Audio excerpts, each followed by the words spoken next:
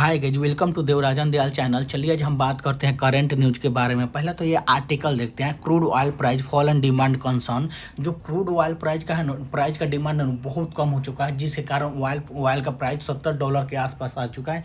जो कि पिछले 3 साल में पहली बार हुआ है कि जो ऑयल प्राइस का मतलब दाम $70 के आसपास आ चुका है पर बैरल, जो कि एक बैरल में 160 से 159 लीटर होता है। अब बात करते हैं, ऐसे बहुत सारे आर्टिकल पब्लिश हुए कि जो कि क्रूड ऑयल के प्राइस है जो प्राइस है जो $70 के आसपास आ चुका है। जो कि ओपेक कंट्री का भी कहना है कि जो ऑयल का डिमांड है वो बहुत कम हो चुका है, गिर चुका है। ऐसे बहुत सारे आर्टिकल। अब बात करते हैं जो ऑयल का प्राइस है क्यों गिर चुका है। एक्चुअली चाइना में जो डिमांड है, चाइना में जो ऑयल का प्राइस मतलब ऑयल का जो डिमांड है वो कम हो चुका है, बहुत कम हो चुका है। जिसके कारण चाइना, क्योंकि चाइना एक मेजर ऑयल कंज्यूमर कंट्री है, बहुत ज़्यादा, सबसे ज़्यादा वर्ल्ड में सबसे ज़्यादा वो ऑयल कंज्यूम करता है। जो चाइना है, सेकेंड में है यूएसए है, थर्ड में है इंडिया है।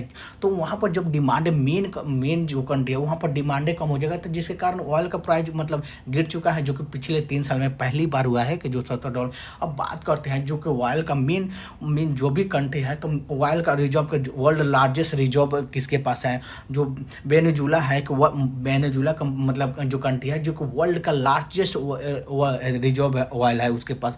जो कि वर्ल्ड का ऑलमोस्ट 18% रिजर्व ऑयल वेनेजुला के पास है। उसके बाद सऊदी अरेबिया का है जो कि 16% है। वर्ल्ड का जितना परसेंटेज मतलब रिजर्व होता है ना, तो 16% सऊदी अरेबिया के पास, कनाडा के पास भी, ईरान के पास है ऑलमोस्ट 10% है, इराक के पास भी, कुवैत के पास भी। अभी हम लोग सबसे ज़्यादा ऑयल इंपोर्ट करते हैं एक रसिया से और इराक से भी करते हैं, और वेनेजुला से। मतलब अभी जो पहले तो सैंक्शन के चलते हम लोग नहीं कर रहे हैं, अब थोड़ा सा मतलब एथी करते हैं। जो कि बहुत। अब बात करते हैं कि जो ऑयल रिजर्व के बारे में।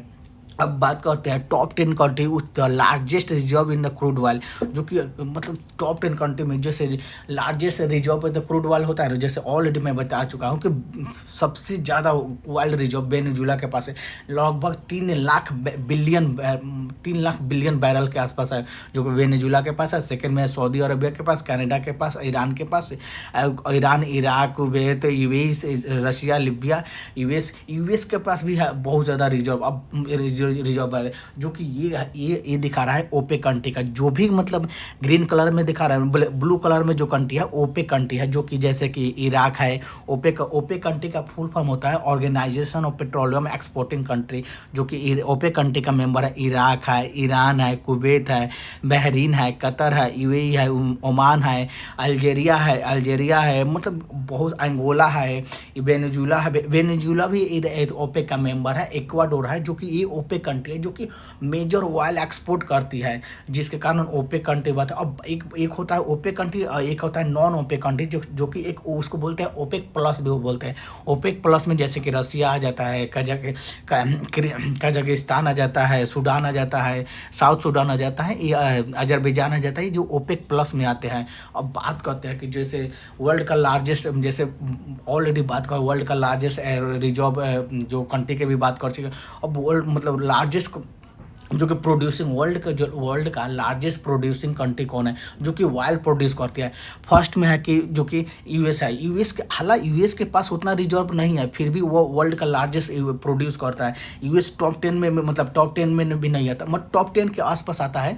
उसके पास ऑलमोस्ट मतलब बहुत कम रिजर्व है। जो कि यूएस के पास मात्र, और हालांकि यूएस के पास टॉप 10 में भी नहीं आता है। यूएस के पास मतलब 47,000 बिलियन बैरल ही रिजर्व, फिर भी वो लार्जेस्ट प्रोड्यूस करता है। कैसे?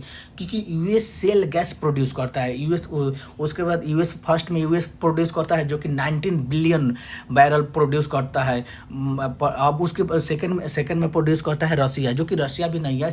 और थर्ड में है जो कि सऊदी अरबिया, कनाडा। हालांकि ये जो कंट्री है वो टॉप 10 के मतलब टॉप 10 के अंदर होते हैं। जैसे रसिया टॉप 10 के अंदर है, ये ओपेक का मेंबर नहीं है। जैसे यूएस ओपेक का मेंबर नहीं है, रसिया ओपेक का मेंबर नहीं है, कनाडा ओपेक का मेंबर नहीं है, सिर्फ सऊदी अरबिया ओपेक का मेंबर है। फिर भी ये लार्जेस्ट प्रोड्यूस करते हैं, क्योंकि इनके पास टेक्नोलॉजी है। जो वेनेजुला वर्ल्ड का लार्जेस्ट रिजर्व ऑयल है, ऑयल वेनेजुला के पास है, पर वो प्रोड्यूस नहीं कर पाता, क्योंकि उसके पास सैंक्शन लगा लगा चुका है और वो टॉप 10 में भी प्रोड्यूस में भी नहीं आता है सैंक्शन लगाने के बाद। अब बात करते हैं कि वर्ल्ड का लार्जेस्ट कंज्यूमिंग ऑयल मतलब कौन कंट्री है जो कि सबसे ज़्यादा ऑयल कंज्यूम करती है।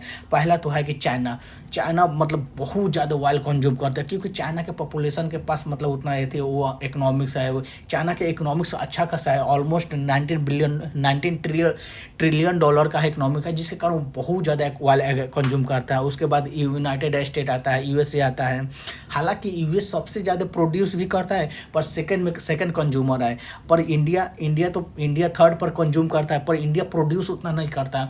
ऑलमोस्ट जितना जैसे इंडिया जितना ऑयल कंज्यूम करता है ना, ऑलमोस्ट 40 मतलब 85% ऑयल इंपोर्ट करता है और 15% ही ऑयल एक्सपोर्ट प्रोड्यूस करता है, जो कि इंडिया अपने तरफ पर मतलब 15% जो कि ऑयल प्रोड्यूस करता है। अब बात करते हैं ओपेक कंट्री जो बोल रहे हैं कि जो 2024 में भी ऑयल का डिमांड मतलब जो कम हो रहा है, वो भी बता रहे 2025 में भी ऑयल का डिमांड कंटिन्यूस भी लो रहेगा, क्योंकि लोग जो ऑयल का जो कंज्यूमर है वो बहुत कम करना चाह रहा है, क्योंकि हर कंट्री चाह रही है कि मतलब नेट जीरो एमिशन अपना टारगेट अचीव करने के लिए। और नेट जीरो एमिशन तब भी अचीव होगा जब आप ऑयल का जो मतलब कंज्यूम बहुत कम कीजिएगा। जैसे आप इलेक्ट्रिक कार का आप आजकल ये थी आ गया है डिमांड, कार का डिमांड आ गया है, जो कि बहुत अच्छी बात है कि इंडिया के भी टारगेट है कि मतलब 2070 तक नेट जीरो एमिशन बनने का। हालांकि वो टारगेट देखे हो भी सकता है, मे भी नहीं हो सकता है।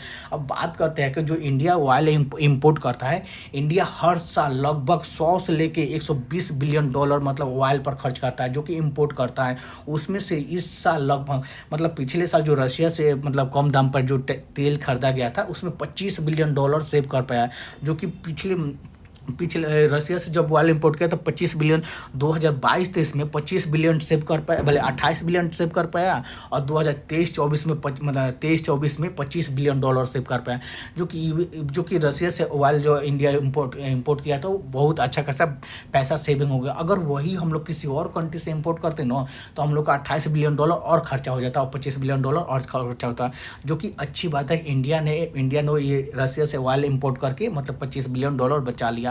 अब बात करते हैं जो कि ऑलरेडी हम आपको बता चुके हैं कि इंडिया ऑयल पर लगभग 100 से लेके 120 बिलियन डॉलर तक ले मतलब खर्च करता है, जो कि ऑयल इंपोर्ट करता है। तो क्योंकि जो हम लोग का फॉरेन करेंसी होता है ना, जो हम लोग रिजर्व रखने के लिए, वो हम लोग बाहर खर्च कर देते हैं ऑयल पर, जो कि बहुत को अगर वो उस पर खर्च नहीं करते तो इंडिया के डेवलपमेंट में लगा रहते। अगर इंडिया के पास भी ऑयल प्रोड्यूस करने का क्षमता होता है, ऑयल रिजर्व होता है, तो और अच्छा खासा इंडिया डेवलप करता है, जो कि अभी नहीं है। अब बात करते हैं जो क्रूड ऑयल का जो अभी के डेट में जो वेनेजुला है, क्रूड ऑयल सबसे चिपेस्ट मतलब रेट पर देना चाह रहा है इंडिया को।